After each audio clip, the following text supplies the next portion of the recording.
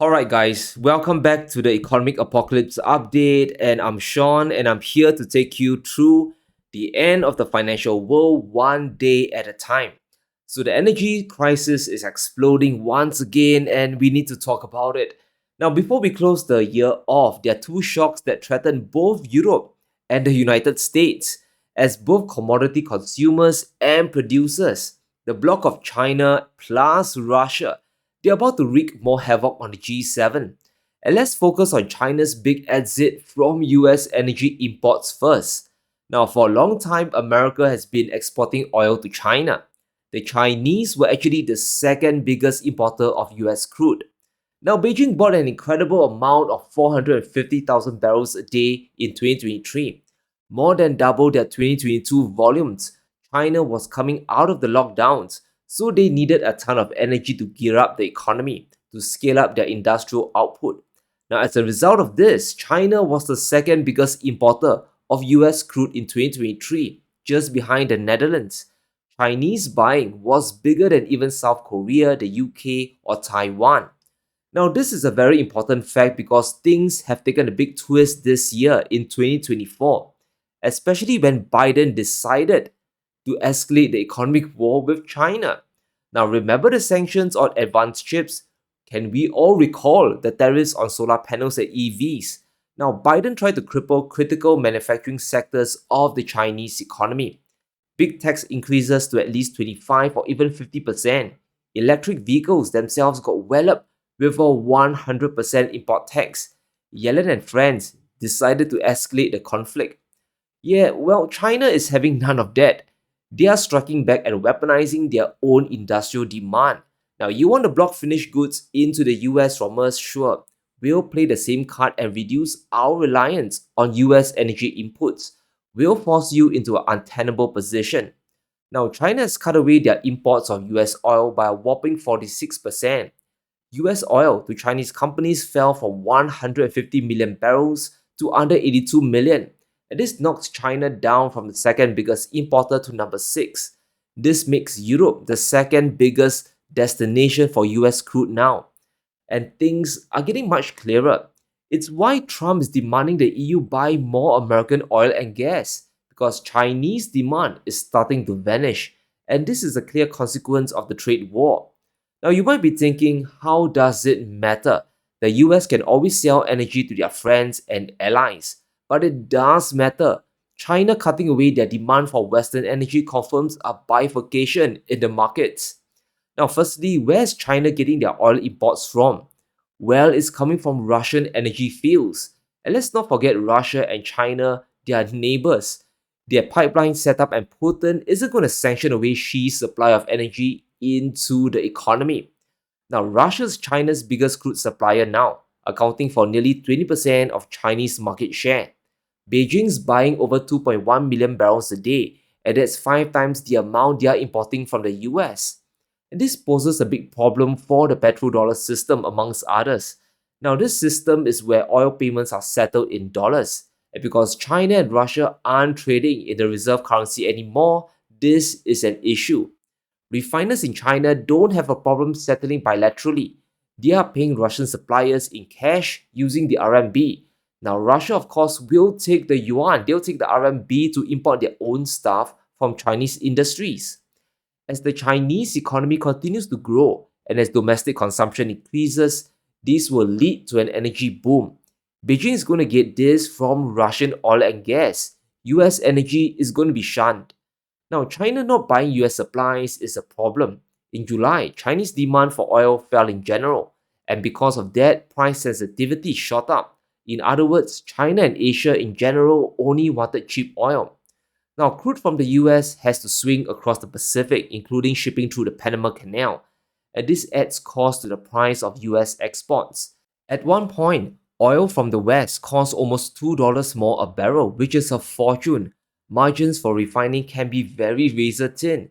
So Asian refiners, especially those that supply to China, have to buy supplies closer to home. And this includes crude oil from the Middle East like Saudi Arabia and of course, Russia as well. So if Trump continues his tariff war on China, Beijing's response is going to be very predictable here. they will continue shedding demand for US crude and maneuver Asian demand away. And this isn't good for the petrodollar system. China buys and sells stuff in RMB, and Russia invoices in RMB as well, and that leaves the dollar out in the cold. Now, does this mean the framework will collapse? Well, it depends. This is a big reason why Trump is desperate to get Europe to buy huge amounts of US oil and LNG. Now, sure, a big reason might be to lower the EU's trade deficit with the United States. I'm not disputing that. But Trump's also trying to ensure continued demand for US energy at top dollar prices.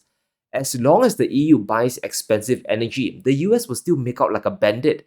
And that's critical for big gas companies that's betting big on exports in 2025 and beyond. Now, by 2028, the US wants to almost double their LNG export capacity, and those are the blue bars in this chart. An additional 10 billion cubic feet per day is expected to come online in the next 4 years. Unlike Russia, whose cost of production is lower, the US needs to keep demand for their LNG high. So if BRICS consolidates and gets all their energy, or at least most of it, from the Middle East and Moscow, US energy producers, they're going to be in trouble. And that's why we can expect Trump to put tremendous pressure, enormous pressure, on the Europeans to buy their oil and gas.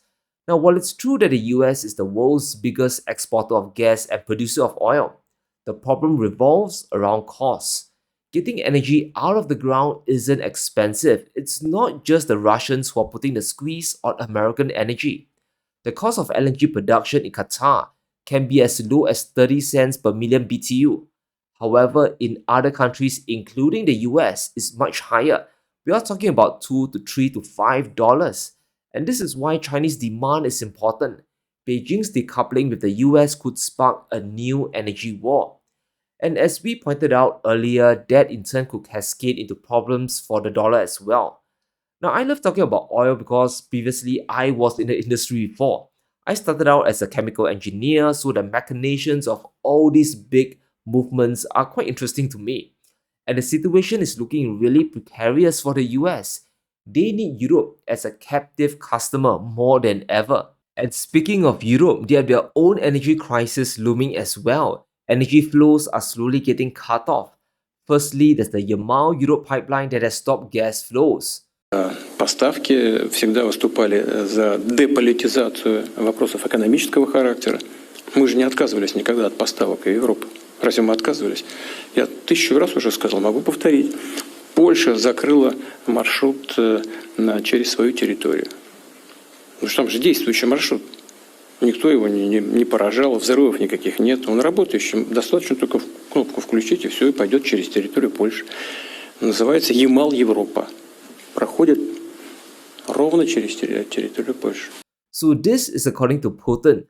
The flows through the Yamal pipeline has stopped. The flow of gas into the EU is getting even more constricted. Big industrial economies like Germany are already hurting. Deindustrialization is in full swing because access to cheap energy is compromised. As we know, gas flows from Nord Stream has stopped completely, and just below it, the flow through Yamal via Poland has also ended. So zero gas is entering the EU from these two pipelines. And what we have left is gas going through the Turk Stream and the Ukraine transit.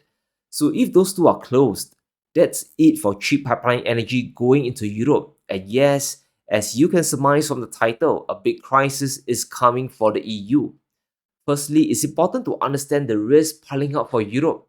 In 2025, the EU will be facing a China that's globalizing and industrializing at an incredible rate. And this means manufacturing is about to get insanely competitive. And you need any advantage you can get, especially affordable energy. That's a very big industrial input. But the EU is burning through their gas storage at an alarming rate. Winter's coming in cold, and that's draining away their reserves. EU storage levels are at 75% and they're dropping fast. Compare that to last December, during the same period, it was close to 90%. And like all reserves, you have to refill them sooner or later before next winter. And what does this do? It adds upwards pressure on gas prices into Europe, especially if they are forced to buy expensive US LNG.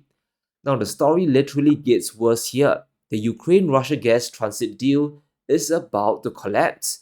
In 2025, Russian gas flows to Ukraine could end. Russia has also given up on finding an alternative, and Gazprom is also factoring a total shutdown in 2025. Ukraine also doesn't want to renew it because to them it benefits the Russian economy. But Europe is going to be affected, some countries more than others, and we just need to look at the ones at enormous risk. And remember what's at stake here, guys. Industrial manufacturing affects the overall economy. And if the economy tanks, jobs and salaries are on the line. You don't need to be a genius to figure out this one. Stopping gas through the Ukraine transit will affect countries like Slovakia and Hungary, and that's why we have the eastern countries in panic. Supply through the Suza line could be stopped in a matter of days, and these countries are highly dependent on cheap Russian energy. As a whole, the EU is also going to suffer. Now, the EU Commission says the end of the gas flows will have a negligible impact, but this might be the very straw that breaks the camel's back. And that's why I love numbers. We can easily quantify the damage, especially in this energy crisis.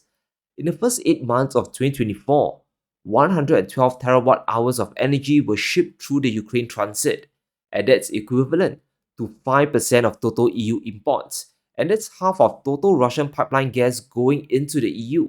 But here's the rub, this 5% is cheap gas supply, and if this goes away, Europe will have to replace this with more expensive options, which is likely going to be US LNG. Now, even if Europe replaces this pipeline gas from Russia with Russian LNG, costs are still going to head up. So this is a lose-lose proposition for Europe. The situation is so bad that even Slovakia has had enough. They are threatening Ukraine with power cuts if Russian gas stops flowing. Now, will they do it? We have no idea, but it does underscore the urgency EU economies are facing. And whether Brussels they want to admit it or not, the continent is still very much powered by Russian energy. And if this goes through, if Ukraine shuts the supply down, the winners are obvious. Asia, countries like India, especially China, they are going to win big. Gazprom will be forced to send supply eastwards, which would push prices down for Beijing, basic supply and demand. That ironically puts further pressure on Western industries. Now Chinese goods would become even more affordable. So this energy crisis is a disaster. It's one of the multiple dominoes that could fall that could trigger a collapse. China dumping US oil isn't good, and Russian supply leaving the EU is even worse. But let me know what you think. Will China cut away even more US oil imports? And will Ukraine stop the flow of Russian gas to Europe? Let me know in the comments below. Stay safe. Be sure to smash the like button and subscribe as we navigate through these crazy times.